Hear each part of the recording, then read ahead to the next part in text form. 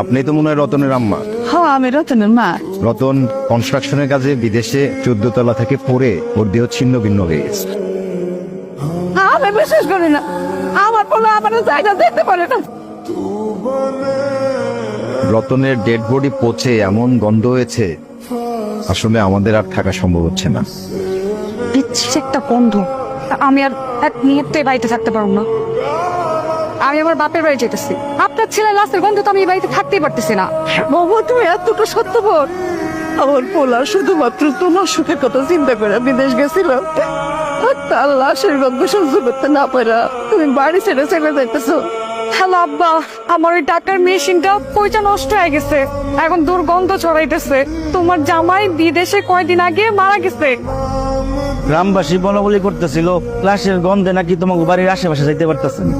ওরে পরির পাতা দিয়ে গোসল